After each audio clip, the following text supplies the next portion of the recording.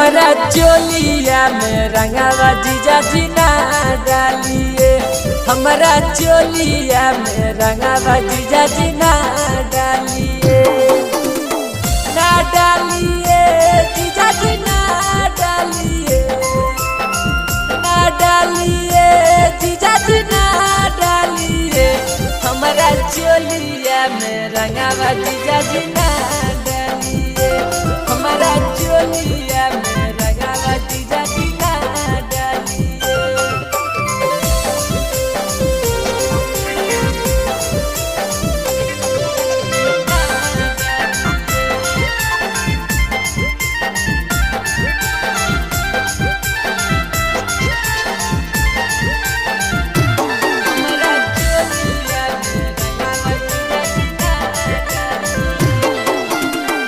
रंगावा लगई भौजी जगाल में लगाबो।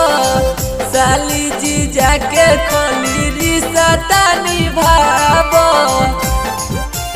ए जीजा रंगावा लगई भौजी जगाल में लगाबो। साली जीजा के खोली रिश्ता निभाबो। ना डालिए जीजा जी ना डालिए। ना डालिए जीजा जी ना डालिए। हमारा चोलिया में रंगावा जीजा जी ना डालिए।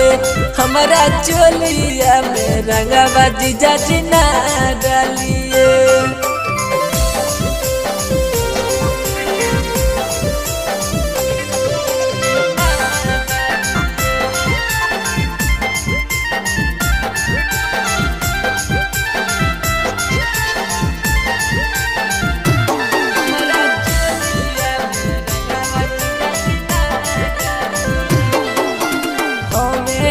नादान जीजा तोहे हो जवान हो।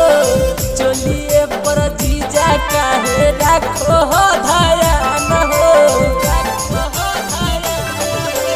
हमें ही नादान जीजा तो हो सयान हो। चोलिए पर जीजा काहे रखो हो ध्यान हो।